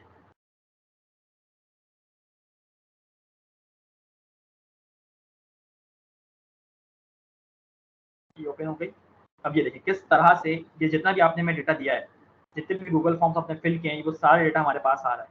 ये देखिए नेम क्या है, शौकत, फादर नेम क्या है, ईमेल एड्रेस सब क्या आ रहे हैं, कॉलेज यूनिवर्सिटी आ रही है, फील्ड ऑफ स्टडी आ रही है, पूरी आती जा रही है। ये एआई जनरेटेड है, इसमें ज़्यादा मेहनत नहीं करनी पड़ती। और जब आप अपना क्वेश्चन फिल करा लेंगे तो आपका पूरा डेटा इस तरह आ रहा होगा और बहुत ही आसानी से ये डेटा आप मैनिपुलेट कर सकते हैं आगे जाके। देखिए सबके एयर्स आ रहे हैं, पेमेंट आ रही है। और ये जो है ये देखिए आपने स्क्रीनशॉट हमें भेजे थे ना, वो उन सब के स्क्रीनशॉट यहाँ पर मौजूद है। मैं इसमें किसी से भी क्लिक करूंगा, ये सामने मेरे पास तस्वीर आ जाएगी। ये देखिए तस्वीर आ रही है, सबकी तस्वीर आई जा रही है, सबकी तस्वीर हमारे पास मौजूद है। पूरा डेटा हमने स्टोर किया। फिर आपने हमने आपसे कोई एक जो है फीडबैक मांगा था कि वो कैसा पहला सेशन कैसा लगा। सबके आंसर्स यहाँ पर मौजूद, हम सब पढ़ रहे थे। ये देखिए सबके आंसर्स मौजूद हैं, कैसा लगा, किसी ने नहीं देखा तो उसने यस नो कह दिया। तो मेरी बात, तो ये फायदा होता है गूगल फॉर्म्स का। इनके सपोज करें कि आपने प्रिंट करा लिया और प्रिंट करा के आप उस पर टिक लगवा रहे हैं, तो आप उसको आप सॉफ्ट कॉपी में कैसे लाएंगे? आप क्या पूरा बैठ के एक्सेल शीट में उस टिक करके भरेंगे? तो वो एक आउटडेटेड तरीका है। आप कभी भी ऑन पेपर वर्क काम नहीं करना। आपने सारे कॉपी सॉफ्ट वर्क करना है, यानी कि आपने अपने इसका गूगल फॉर्म्स का इस्तेमाल करना है, या कोई और फॉर्म अगर आपको समझ में आता है तो उसका इस्तेमाल करें। पेपर प्रिंट वगैरह ना करें, उससे मेहनत उल्टा बढ़ जाएगी और बहुत ज़्यादा जो है वो क्या होगा, मामला ख़राब हो जाएगा। ठीक है, मतलब बहुत मेहनत लगती है फिर। अब इस डेटा से स्टैटिस्टिकल एनालिसिस होगा। जब आपने अपनी रिसर्च कर ली तो आपने डेटा कलेक्ट कर लिया पूरा। अब सपोज करें कितना डेटा हमारे पास मौजूद है यहाँ पर, अभी ये हमारे पास है अभी 93, ठीक है। लेकिन आपके पास होगा तकरीबन ये 400-500 का डेटा। जब ये 400-500 डेटा आपके पास आ जाएगा तो उसकी स्टैटिस्टिकल एनालिसिस होती है। और वो कैसे होती है वो इंशाल्लाह कल उमैमा आपको सिखाएगी। SPSS होती है, ठीक है। और SPSS के हवाले से आपको मैंने कह दिया है कि वो जो है आप अपने यूनिवर्सिटी के IT डिपार्टमेंट में जाके डाउनलोड करवा लें। वो इंटरनेट से डाउनलोड शायद ना हो पाए, तो जल्द अगर यूनिवर्सिटी जाएंगे तो USB में ले लें या फिर लैपटॉप ले जाएं, जो भी हो आपके पास आप जाके ले लें, ताकि हम जब आपको सिखाएं तो कम से कम थोड़ी बहुत प्रैक्टिस कर लें। ठीक है, तो ठीक है, चलें फिर हम चलते हैं वापस अपने पावर पॉइंट स्लाइड पे। आई गेस अब तक जो बातें हुई हैं उसमें से कोई क्वेश्चन है तो ज़रा मुझसे पूछ लें आप। कोई क्वेश्चन है भाई? किसी को कोई सवाल है किसी का? नहीं। रिसर्च नेक्सस पे तो फिर हमने आपको बता दिया कि आपने सुपरवाइजर को मेल कैसे करना है, कंसेंट फॉर्म जो है क्या होता है वो कैसे फिल करना है, IRB फॉर्म को फिल करने के बाद क्या प्रोसीजर होना है, सुपरवाइजर के पास जाएं। याद रखिएगा आपको हो सकता है हमारी ज़रूरत पड़े भी नहीं, आप सुपरवाइजर के पास चले गए, सुपरवाइजर आपको ईच एंड एवरीथिंग एक एक गाइड करेगा। फिर से वो शुरू से लेकर आखिर तक फिर बताएगा सब कुछ आपको कि आप ऐसे कर लें, ऐसे कर लें, ऐसे कर लें। आपको सब कुछ आता है, लेकिन बता रहा हूँ कि हर सुपरवाइजर ऐसा नहीं करता। ये चंद एक सुपरवाइजर होते हैं जो ऐसा करते हैं, जिनके पास टाइम होता है। जिनके पास टाइम है तो वो आपको मुँह नहीं मारेंगे, वो कहेंगे आप जाओ यार सीख के आओ रिसर्च। तो अगर आपको रिसर्च पहले से आती है तो फिर वेल एंड गुड, बहुत तरीके से काम कर सकते हैं। ठीक है, गूगल फॉर्म्स पे भी काम हो गया। डेटा कलेक्शन प्रोसीजर आपको मैंने सिखा दिया कि क्या तरीका इख्तियार करना है। बिल्कुल पेपर वर्क नहीं करना, सारा काम ऑनलाइन रहेगा। ठीक है, गूगल फॉर्म्स को व्हाट्सएप ग्रुप पे सर्कुलेट नहीं करना है, डेटा खराब हो जाएगा। खुद से फॉर्म फिल करना है इंटरव्यू ले लेके, भले से टाइम लगे। सपोज करें अगर एक बंदे के ऊपर 50 लोग हैं, मतलब सैंपल साइज आपका 200 लोगों का है और एक बंदे पर 50 लोग, तो एक दिन में वो 10 लोगों को इंटरव्यू ले सकता है आराम से। अगर यूनिवर्सिटी जा रहा है उसके बाद अगर 2 घंटे फ्री है तो बासानी वो 10 लोगों का इंटरव्यू ले लेगा। उसमें कोई बड़ी बात नहीं हो। 5 दिन लगाएं, 50 कलेक्ट हो गए, इतना ईजी है। लेकिन लोग फिर भी कायली सुस्ती में नहीं जाते, नहीं करते, तो फिर वो रिसर्च नहीं हो पाती। रिसर्च करने के लिए थोड़ा बहुत तो फौरी करनी पड़ेगी अगर काम बनाना है और पैसे कमाने हैं आगे। Funds now is the main point. ये अब इसके बारे में आपको समझा देता हूँ। अब अगर आप कोई ऐसी रिसर्च कर रहे हैं जिसमें आपको फंड्स की ज़रूरत है, आपको पैसे चाहिए, ठीक है। अभी एक लड़की थी आपकी ग्रुप से, वो मिनॉक्सिडिल एंड रोजमेरी ऑयल के ऊपर से अच्छा खासा डिस्कशन भी हुआ है। तो वो बता रही थी कि वो एक रैंडमाइज कंट्रोल ट्रायल करने की उसमें अच्छी बातें करें, इंशाल्लाह ताला आपको कामयाब भी करेगा। तो उसके लिए आपको पैसे चाहिए होंगे और आप उसको पहले तखमीना लगाना पड़ेगा कि भाई आप पहले मार्केट जाएँ, आप पहले पता करें कि मिनॉक्सिडिल या रोज़मेरी ऑयल की कीमत क्या है और आप जो है कितने अरसे में कितना ज़्यादा यूज़ करने वाले हैं, मतलब कितने डोजेज़ लगेंगे। तो उसका तखमीना निकालें। सपोज़ करें आपके जो खर्चे आएँगे वो 1 लाख रुपए आएगा। आपको रिसर्च कंडक्ट करने में आपको खर्चे तकरीबन 1 लाख रुपए तक या 1.5 लाख रुपए तक आ जाएगा, ठीक है। अब वो 1 डेढ़ लाख रुपए तो अपनी जेब से देने से रहेगा, इतना पैसा तो आपके पास है नहीं। रिसर्च के ऊपर 1 डेढ़ लाख रुपए खर्चा करें, सुपरवाइज़र भी आपको पैसे नहीं देगा आपको, ठीक है। तो उसके भी कुछ तरीके हैं, वो मैं आपको समझा देता हूँ, ठीक है। फंड्स किस तरह हासिल किए जा सकते हैं। एक पहला तरीका तो ये है, पहले आप इसी ऊपर सुन लें कि आपके यूनिवर्सिटी का जो रिसर्च सोसाइटी जो रिसर्च डिपार्टमेंट होता है उसको एचईसी फंड्स जारी करती है, ठीक है। तो अगर आपके रिसर्च में दम है, आपने सिनॉप्सिस इतनी अच्छी लिखी है और आपका टाइटल इतना अच्छा है कि वो हर एक को अट्रैक्ट कर रहा है और कह रहा है कि यार ये रिसर्च में दम है, ये अगर कुछ ना कुछ मतलब कामयाब रिसर्च हो, तो आप अपने यूनिवर्सिटी के रिसर्च डिपार्टमेंट में जाएं, उनसे कहें कि हमें फंड्स की ज़रूरत है, आप हमें पूरा प्रोसीजर समझाएं। और अपने सुपरवाइजर को कहें कि हमें फंड्स चाहिए, आप बताएं क्या करें, तो वो आपको समझा देंगे किस तरह से काम करना है। लेकिन जो मैंने सीखा है, मैं समझता हूँ आपको सिखा दूँ, तो वो आपको मैं बता देता हूँ कि आप किस तरह से अप्लाई कर सकते हैं।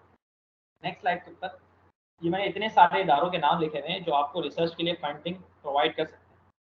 जैसे कि आपको मैं बताऊँ, ये सारे इदारे रिसर्च फंडिंग इंस्टीट्यूशन इन पाकिस्तान। इसमें आप ये जो इदारा है ना, number 1 Pakistan science foundation, Pakistan education research foundation, Pakistan HEC, ये आप नीचे आए 4th लास्ट पे देखें यहाँ पर higher education commission, HEC technology development fund. तो जो हायर एजुकेशन कमीशन है ये सबसे ज़्यादा अवेलेबल इदारा है और यहाँ से अगर आप रिसर्च फंडिंग लेंगे तो सबसे बेहतर रहेगा आपके लिए।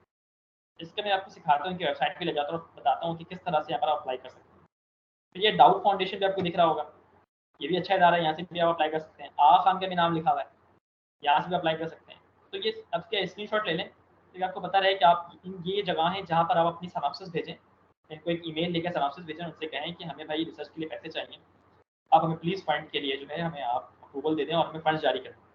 तो अगर आपको आपकी रिसर्च अच्छी लगी तो बगैर आपको फंड जारी कर भी देंगे, ठीक है। मैं आपको एक और एक बात बताता हूँ, इसमें और भी एक चीज़ है। मैंने आप लोगों को कहा था कि आप अपनी रिसर्च जो टीम है वो 3 रखिएगा या 4 रखिएगा, तो उसके पीछे एक वजह थी कि कम से कम 3, ज़्यादा 4-5 पे नहीं जाइएगा। इसकी वजह ये है, सबसे पहली वजह ये बात है कि हर कोई काम नहीं करता, तो फालतू लोग आपके रिसर्च ग्रुप में आ जाते हैं। उससे बचने के लिए मैंने कहा था कि आप छोटा ग्रुप बनाएं ताकि जो भी लोग हों वो काम करने वाले हों। अगर वो काम नहीं, अगर कोई काम नहीं करे तो उसे बाहर निकालें, किसी और को रखें अपने साथ, ठीक है, जो काम करने वाला हो। क्योंकि research is a collaborative work, सबको कोलैबोरेशन करनी पड़ती है, अगर अकेले बंदे का काम की बस की बात नहीं है और हो भी नहीं पाती, ठीक है। दूसरी बात ये है कि जब आप फंड्स लेने के लिए जाते हैं ना, मैं फिर से वो एग्जांपल लाऊंगा, वो रोजमेरी ऑयल वाली और मिनॉक्सिडिल वाली जो लड़की थी आपके एक ग्रुप में ये रिसर्च हो रही है। तो अब उनको मैं मशवरा दूंगा कि वो जो है ना किसी फार्मास्यूटिकल कंपनी से रब्ता करें, ठीक है। अब जो फार्मास्यूटिकल कंपनी है उनसे अगर रब्ता करेंगी और अगर उन्हें उनकी रिसर्च एनालिसिस पसंद आ गई तो वो क्या करेंगी, वो फार्मास्यूटिक्स कहेगी कि आप जो है हमें एक ऑथरशिप दें, ठीक है।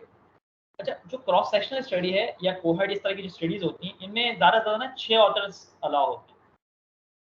आप आरसीटी वाले से आप पता कर लीजिए, मुझे पता नहीं, लेकिन हाँ 6 ऑथर्स अलाउ होते हैं, मतलब 6 लोग जो काम कर रहे हैं उनमें 6 ऑथर्स होते हैं। तो उन 6 ऑथर्स के नाम जो है स्टेप बाय स्टेप जो है वो आते हैं, ठीक है। जैसे मैं आपको एक मिनट दिखाता हूँ, मैं आरबी फॉर्म फिर से खोलता हूँ और आपको एक चीज़ दिखाता हूँ कि ऑथर्स की लिस्टिंग कैसे होती है। ये आरबी फॉर्म खोला मैंने, ठीक है। अब यहाँ पर देखें, ये ऑथर्स की लिस्टिंग हुई थी यहाँ पर, प्रिंसिपल इन्वेस्टिगेटिव इन्फॉर्मेशन, यहाँ पर सबसे पहला नाम हमेशा सुपरवाइजर का आता है, ठीक है। ऑथरशिप में 6 लोग हैं तो 6 लोगों में सबसे पहला नाम सुपरवाइजर का आएगा। तो सुपरवाइजर चाहे तो अपना नाम पहला रखे या फिर नीचे रखे, किसी को फर्क नहीं पड़ता।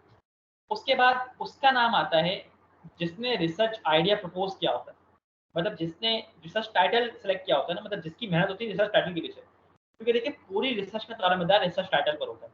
तो जिस शख्स ने रिसर्च टाइटल डिसाइड किया होता है उसका ऑथर में सबसे पहला, जैसे हमारे वक्त में फैजान मेरा दोस्त था, तो इसने इस रिसर्च का आइडिया दिया था, इसका नाम आया था, इसका नंबर 1 पे नाम है, ठीक है। देन नंबर 2 पे आया था समरा जौहर अब्बासी, मेरी क्लास अगर इसने उसके बाद ज़्यादा काम किया था, सेकंड नंबर पे इसका नाम आ गया था, थर्ड नंबर पे मेरा नाम आया था, उस पर मैंने ज़्यादा काम किया था, उसमें मेरा नाम आया। फिर 5th नंबर पे, अच्छा 5th नंबर पे ये थी फरीना नसीम और जमशेद मातलियो, ठीक है। तो ये पूरी एक आपकी कह सकते हैं कि कैटेगरी बैठती है कि फर्स्ट नंबर पे किसका नाम होगा, सेकंड नंबर पे किसका नाम होगा, थर्ड नंबर पे किसका होगा, फोर्थ नंबर पे किसका होगा, ठीक है। तो ये डिपेंड करता है कि इसने कितना ज़्यादा काम किया है। हमारी जो रिसर्च सुपरवाइजर थी, उन्होंने अपना नाम पहले नहीं रखा था, उन्होंने मांगा था 4th नंबर, यानी कि पहला नाम आया था फैज़ान का, दूसरा नाम आया था समरा का, तीसरा नाम मेरा था, उसके बाद चौथे नंबर पे मिस फातिमा आबिद अपना नाम रखा था, ठीक है। वो उनका हुस्न ज़न था, उन्होंने रख दिया। लेकिन अमूमन रिसर्च सुपरवाइजर जो होते हैं करते हैं, ये वो कहते हैं कि ऑथरशिप में पहला नाम मेरा होगा, बाकी सबका नाम होगा। लेकिन आपके ज़हन में फिर एक बात आ रही होगी, क्या ऑथरशिप के नंबरिंग से कोई फ़र्क पड़ता है? कोई फ़र्क नहीं पड़ता, ठीक है। ये बात याद रखिए, आपका नाम चाहे पहले नंबर पर आए, चाहे छठे नंबर पर आए, चाहे चौथे नंबर पर आए, कोई फ़र्क नहीं पड़ेगा। आपको इतनी ही इज़्ज़त और इतनी ही ज़्यादा तवज्जो दी जाएगी जो पहले नंबर वाले को दी जा रही है। आपका उस रिसर्च में नाम शामिल है, आप उस रिसर्च का हिस्सा हैं, तो आप उसके ऑथर हुए। अब चाहे किस नंबर पे नाम हो, आपके आपके आपके जो रेज़्यूमे है या फिर जो आपका सीवी है, उसमें आपका वो रिसर्च दिखा दिया जाएगा कि इस बंदे ने ये रिसर्च की थी। बस, वो आपके नाम का हो गया, ठीक है ना। अब जो मैं बात बताने जा रहा हूँ कि फंड्स के हवाले से, जब भी आप किसी कंपनी की तरफ अप्रोच करते हो कि मुझे फंडिंग चाहिए, तो कंपनी हमेशा कहती है कि मुझे एक ऑथरशिप दो। इससे भी आप फंड मांगेंगे ना, मुमकिन तौर पर वो कहेगा कि मुझे एक ऑथरशिप दे दो, ठीक है। इसके लिए मैं कहता हूँ आपसे कि आप कम से कम 3 या ज़्यादा से ज़्यादा 4 लोग हों। 3 लोग होंगे, ठीक है। एक हो गया सुपरवाइज़र, कुल मिला के 4 लोग, ठीक है। एक आप रखें फंडिंग के लिए, अगर आपकी रिसर्च अच्छी है और आपको फंड्स चाहिए, तो आप फंडिंग के ऑथरशिप के लिए रखें, ठीक है। और उनसे कहें कि आप हमें जो है फंड्स दें, आपको हम ऑथरशिप दे देंगे, ठीक।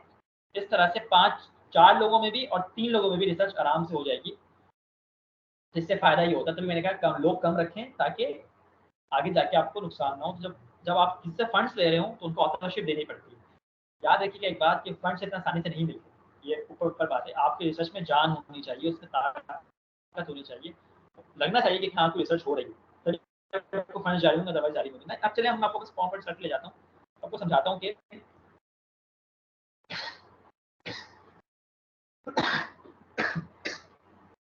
Sorry funds. तो हम जो है अपनी रिसर्च कर रहे थे, वही एबीओ ब्लड ग्रुप वाली। तो मैंने अपने दोस्त से कहा कि यार इसमें पैसे चाहिए, क्या करें? तो उस वक़्त हमें इतना पता नहीं था ना कि फंडिंग कहाँ-कहाँ से होती है। तो उसने कहा कि मेरे जानने वाले में एक लैब है, तो उन लैब से मैं बात करता हूँ, वो हमें जो है कोएगुलेशन प्रोफाइल निकाल के दे देंगे। तो मैंने कहा यार पैसे लगेंगे, क्योंकि ज़ाहिर सी बात है कोएगुलेशन प्रोफाइल अगर हम एक बंदे की में निकलवाएँ तो तकरीबन 1700 से लेके 2000 तक का खर्चा है, और हमारा सैंपल साइज़ तकरीबन 200 रुपए का है, सॉरी 200 से 250 बंदों का है। तकरीबन 2.5-3 लाख खर्चा आ सकता है इसके ऊपर। तो उसने कहा कि मैंने लैबोरेटरी वालों से बात की है, उन्होंने कहा है कि अगर आप अपने सिनॉप्सिस भेजें, वो हम पढ़ेंगे, और अगर हमें लगा कि सिनॉप्सिस अच्छी है, तो आपको हम सारे टेस्ट फ्री में करके दे देंगे, ठीक है। जो भी टेस्ट आप भेजेंगे वो हम फ्री में करके दे देंगे, लेकिन हमें ऑथरशिप चाहिए होगी। तो ये बात आ गई और हम फँस गए वहाँ पर, क्योंकि हम पूरे 6 लोग ऑलरेडी थे, और उसमें से सिर्फ 2-3 लोग काम करने वाले थे, बाकी 2 ऐसे ही थे, ठीक है। एक सुपरवाइज़र हो गया, 1-2 लोग काम करने वाले थे, बाकी 2-3 ऐसे, उन्हें हम निकाल भी नहीं पा रहे। तो हम फँस गए। तो अब फिर हमने सोचा हम क्या करें, क्या करें? फिर हम वहाँ फँस गए, हमें कोई हल नहीं मिला उसका। तो यही आपसे कह रहा हूँ कि कम से कम बंदे रख के काम करें, ज़्यादा बंदे ना करें, ठीक है? तो ना, अब हम चलते हैं। आपको मैंने बताया जैसे ये डिफरेंट इदारे हैं जहाँ पर आप रिसर्च के लिए अप्लाई कर सकते हो। तो मैं आपको एचईसी की तरफ ले जाता हूँ, हायर एजुकेशन कमीशन की वेबसाइट पे, और वहाँ दिखाता हूँ कि वहाँ आप किस तरह से अप्लाई कर सकते हैं। नाउ चलते हैं आप अपने गूगल पे, और चलते हैं आप एचईसी की वेबसाइट खुली हुई है।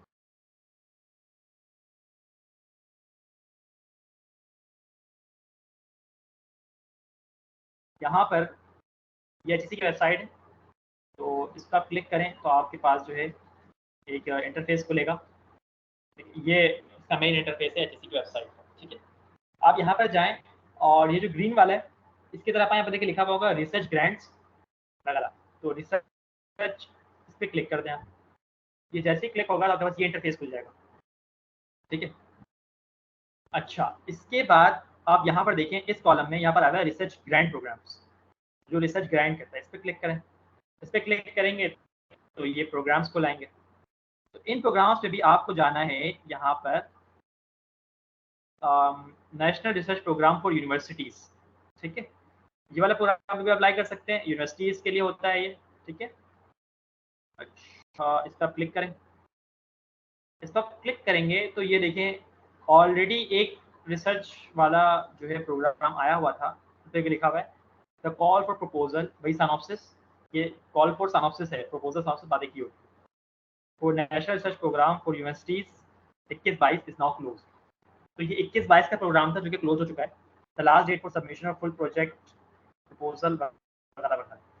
तो आपको इसके लिए थोड़ा सा अपनी आंखें ऑन, जो अगर सिनॉप्सिस लिख दी आपने और आपको रिसर्च ग्रांट चाहिए एचईसी से, तो आप क्या करेंगे, अपनी थोड़ी आंखें और कान वगैरह खुले रखेंगे और बार बार जिसकी वेबसाइट विजिट करते रहें और देखते रहें कि कोई रिसर्च का प्रोग्राम आया है।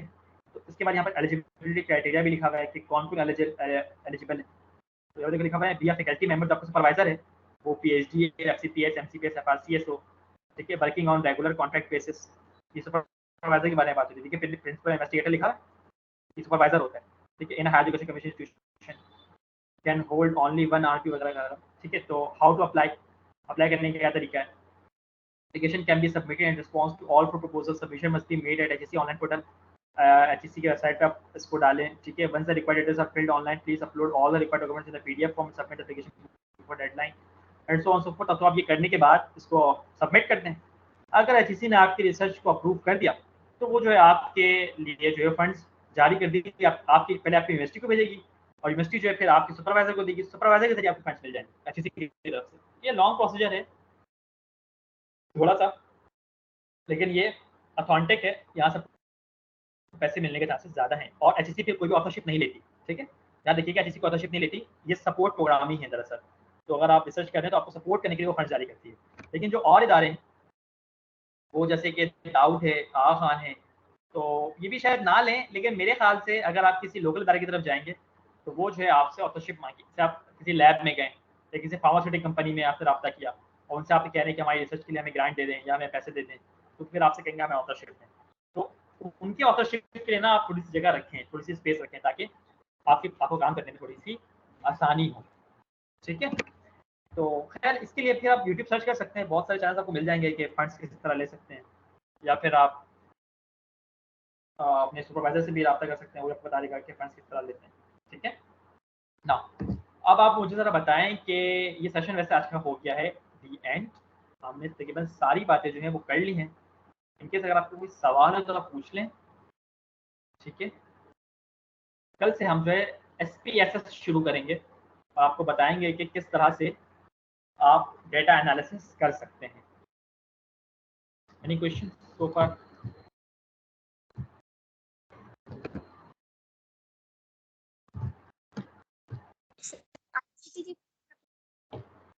आपकी आवाज़ नहीं आ रही। RCT के बारे में बताना था आपने, उसकी कैलकुलेशन के मेथड अलग नहीं होते सैंपल साइज के? हाँ, RCT के कैलकुलेशन के मेथड अलग होते हैं। तो आप जो है यहाँ जाएं अपने ओपन एपी पे, तो RCT का ऑप्शन आ जाएगा आपके पास। ओपन एपी खोलता हूँ, तो ओपन एपी अगर आप खोल लेंगे तो इसकी देखें ये वेबसाइट है, ठीक है, खुल जाने देने से। तो यहाँ पर अगर आप जाएंगे तो ये सैंपल साइज आ रहा है, ये आ रहा है कोहेट एंड RCT, इस पर क्लिक कर लें। एंड देन क्लिक करने के बाद आप जो है एंटर करें और एंटर करके जो भी इसकी मालूमात है वो फिल करें। फिल करने के बाद आप कैलकुलेट कर लें, कैलकुलेट करेंगे और आपको मिल जाएगा। बस सिंपल है, तो कोई मसला थोड़ी ना है, तो सारे ऑप्शंस मौजूद हैं ऑलरेडी। सैंपल साइज है, अनमैच्ड, प्रोपोर्शन में आप इसको कहते हैं, मीन डिफरेंस, कोहॉर्ट, RCT वगैरह सब मौजूद है यहाँ पर। मजीद कोई सवाल? जी सर, मुझे ये पूछना था कि अगर हम खुद अप्रोच करेंगे सैंपल के पास, तो सर उसमें सिंपल रैंडम तो वो नहीं कहलाएगी ना, क्योंकि हम उन्हीं लोगों को अप्रोच करेंगे जो कि हमारी रिसर्च से हमारी रिसर्च में फिट हो रहे हों। हम उन लोगों को अप्रोच नहीं करेंगे जो नहीं फिट हो रहे। नहीं, ऐसा नहीं है, ऐसा नहीं है। आपकी रिसर्च क्या है, एक बार मुझे बता देना, तो टॉपिक है आपका? सर मेरा टॉपिक जो है वो स्कार्फ का है कि स्कार्फ के मटेरियल का इफेक्ट क्या होता है डैंड्रफ एंड हेयर लॉस पर। ठीक है, सिंपल। तो इसमें आपका एक आपने नीश डिसाइड कर ली कि आपने उन्हीं आपका पहले आप लड़कियों को टारगेट करेंगे, लड़कों को तो करेंगे नहीं। और अगर लड़कों को करेंगे तो उसमें हेलमेट वगैरह आ जाएंगे, ठीक है। आप ऐसी लड़कियों को टारगेट करेंगे जो स्कार्फ पहनती हैं, तो ये तो प्री डिटरमाइंड है। इसमें भी ये भी सिंपल रैंडम में जा सकता है। तो आप जितनी भी लड़कियों को टारगेट करेंगे स्कार्फ वाली, तो आपको थोड़ी ना पता है कि वो उसको डैंड्रफ है या नहीं है, उसको स्कार्फ पहनने में मसला है नहीं है, वो कौन सा फैब्रिक यूज़ करती है नहीं करती। तो आप जिसको देखेंगे उससे आप सवाल कर लेंगे। तो ये सिंपल रैंडम ही होती है, इसमें ऐसा कुछ नहीं है। आपने जिसको देखा आपने उसको पकड़ा, आपने सवाल कर लिया, तो इसमें आपने पहले से कुछ थोड़ी ना किया। सिंपल है ये, और कुछ नहीं। जैसे सपोज करें कि आपको हाइपरटेंशन या डायबिटीज पे रिसर्च करनी है, तो पहला सवाल तो आपको करना ही करना है कि आपको हाइपरटेंशन है या नहीं। अगर वो कहता है आपको हाइपरटेंशन है, तो आप शुरू करेंगे ना फिर बातचीत। अगर हाइपरटेंशन नहीं तो रिसर्च ऐसी है। लेकिन आपने एक एक्सक्लूडिंग और इंक्लूजन और एक्शन क्राइटेरिया बनाया हुआ है, तो वो एक्सक्लूजन इंक्लूजन क्राइटेरिया तो आपको फुलफिल करना ही करना है। अगर स्टाफ पे रिसर्च है तो तो आप तो ऐसी लड़कियों के पास नहीं जाएंगे जो स्टाफ नहीं करती, वो तो आपके एक्सक्लूजन क्राइटेरिया में। तो तभी हम पहले से प्री डिटरमाइंड मतलब पहले ही से हम ये डिसाइड कर लेते हैं कि एक्सक्लूजन और इंक्लूजन क्या है। उसके बाद फिर आप सैंपल टेक्निक पे जाते हैं कि आई के सिंपल रैंडम होगा, क्लस्टर सर्टिफाइड होगा एंड सो ऑन। तो नई बात ऐसे होता है। यस सर, आ और गई सवाल बात किसी समझ। का? और कोई सवाल किसी का? सर जो आपने कहा ये गूगल फॉर्म का दिखाया था ना कि रिस्पॉन्सेज जो है वो गूगल शीट पे खुल जाते हैं, वो एक दफा दोबारा बता दें। तो दोबारा बता दो। ये देखें, ये जो है मेरी ड्राइव खुली हुई है ईमेल की, रिसर्च नेक्सस की, जो हमने ईमेल बनाई। ये हमारे पास एक गूगल फॉर्म आपको दिखा रहा हूँ अभी। गूगल फॉर्म कहाँ है? ये देखें दिखा रहा हूँ। ये हमने बनाया हुआ था रिसर्च फॉर्म। ये देखिए, ये हमारा गूगल फॉर्म था जो हमने आपको बना के भेजा था, ठीक है। ये देखिए इसमें सारे क्वेश्चंस लिखे हुए हैं। ये क्वेश्चन जब लिखे हैं तो जब आप ये गूगल फॉर्म बना लेंगे, बनाने के बाद ये देखिए यहाँ पे कितने रिस्पॉन्स आए हुए, 91 रिस्पॉन्सेस। इन्हें मैं क्लिक करूँगा तो ये सारे रिस्पॉन्सेस जो है मेरे पास मुझे दिख रहे हैं, ठीक है, दिख रहे हैं। अब मुझे बिल्कुल 91 रिस्पॉन्सेस के साथ एक व्यू दिख रहा है, व्यू इन शीट्स। तो मेरे पास जितने भी रिस्पॉन्स मैं उस पर एक बार क्लिक करूँगा और ये पूरा का पूरा डेटा मेरे पास शीट में खुद ब खुद बन के आ जाएगा। ये देखिए अपने इसने इतना जल्दी उस सारे डेटा को यहाँ पर कॉपी पेस्ट मार दिया। बस सिंपल है ये। उसके बाद इसके आगे क्या काम होना है वो इंशाल्लाह आपको नेक्स्ट स्लाइड में बताएंगे, नेक्स्ट क्लासेस में जब एसपीएसएस सिखाएंगे कि आगे किस तरह से काम करना है, ठीक है। इसको हम किस तरह से मैनिपुलेट करेंगे अपने रिसर्च के मुताबिक। मजीद कोई सवाल? आई गेस क्लियर है।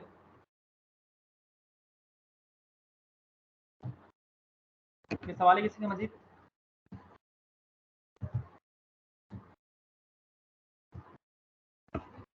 सर मुझे था कि कौन सी स्टडी में हाइपोथेसिस नहीं आती, मतलब कौन सी रिसर्च टाइप में हाइपोथेसिस हमें नहीं लिखने की जरूरत होती। मेरे मालूम में ऐसी कोई रिसर्च नहीं है। आई गेस सभी में लिखनी पड़ती है मेरे ख्याल से, जहाँ तक मेरी मेरी नॉलेज है। हो सकता है कोई रिसर्च हो, लेकिन रियलिटी में अगर कहूँ तो जहाँ तक मेरी नॉलेज है, तो मैंने जो पढ़ा है और जब तक सीखा है, हमने तमाम की तमाम रिसर्चेस में हाइपोथेसिस लिखी है, लाजमी लिखी है। बिना हाइपोथेसिस से काम नहीं किया। हो सकता है हो, लेकिन मेरे मालूमात में नहीं। तो क्लियर कट बात मैं बता रहा हूँ।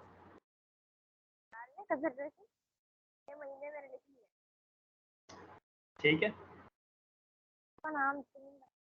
मजीद कोई किसी को कुछ पूछना है?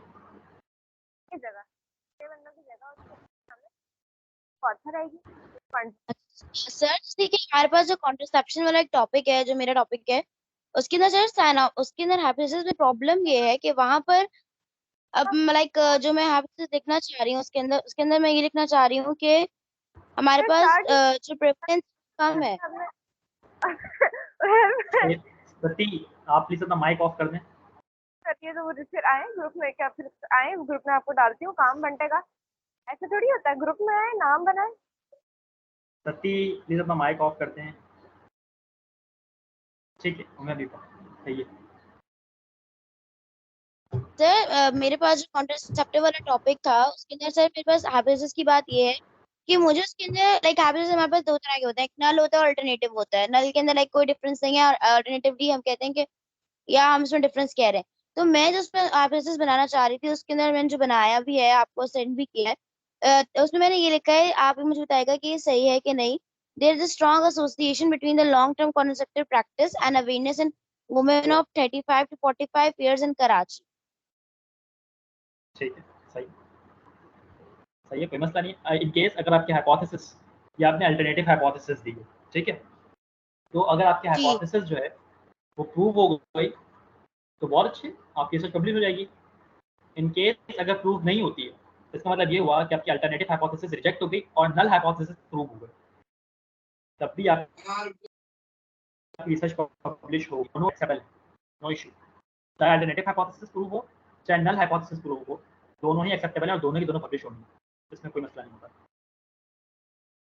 Okay sir. और सर उसमें ना जो मैंने अभी साइनॉप्सिस देखा है उसके अंदर अभी हमने बहुत सारी चीजें जो कि हम ऐड नहीं किए, मतलब सैंपल साइज हमने नहीं कैलकुलेट किया है और वो चीजें नहीं की है। तो सर हमें जस्ट अगर उसका ये पता चल जाए कि हमने इंट्रोडक्शन और उसका रैशनल और ऑब्जेक्टिव सही लिखे हैं ताकि हम उसको और बिल्कुल फाइनलाइज कर दें।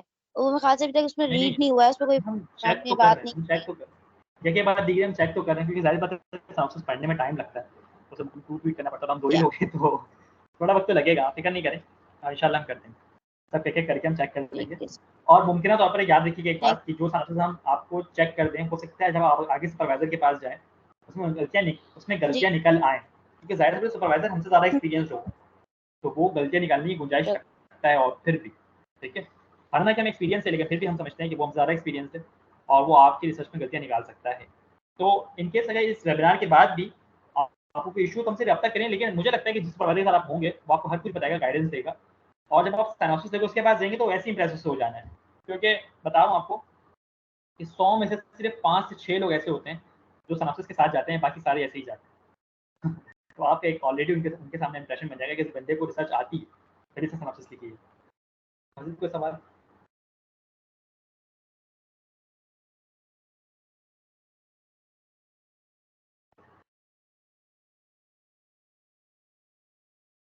किसी को मुझसे सवाल है?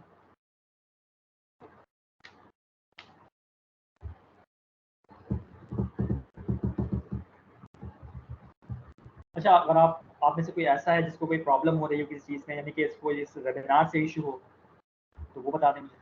एनी केस इंटरनेट कल थोड़ा-सा प्रॉब्लम कर रहा था, आज तो खैर अल्हम्दुलिल्लाह ठीक है।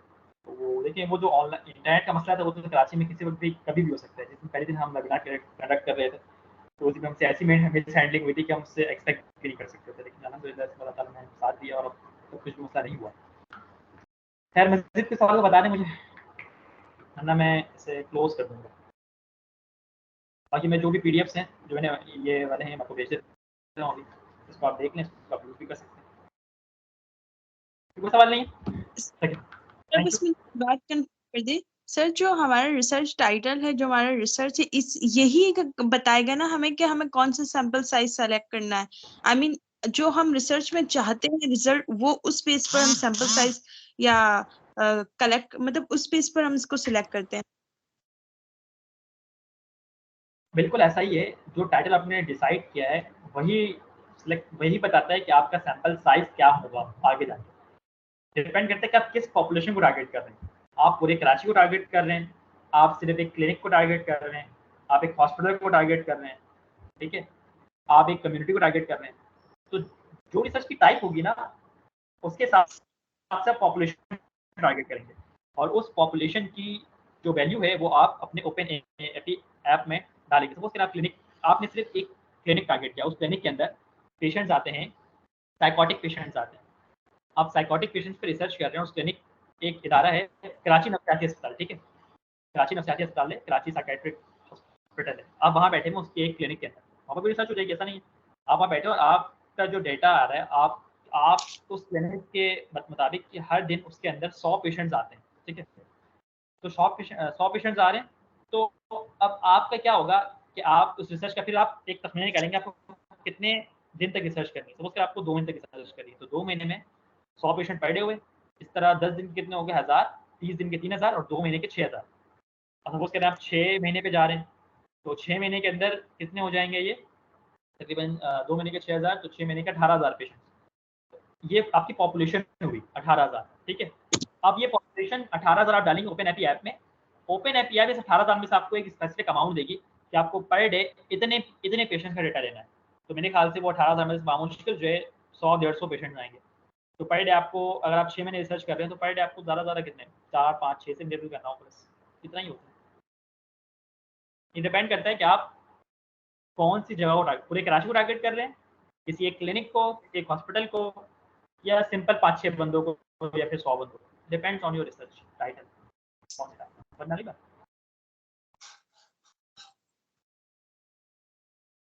अजीत कोई बात हो किसी की?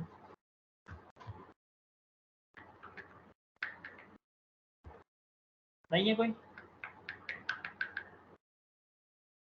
चलो अल्लाह हाफ़िज़। इस चैनल का इख्तिताम होता है।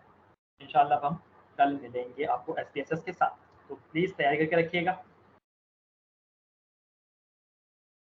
आखिर दवाना अल्हम्दुलिल्लाह।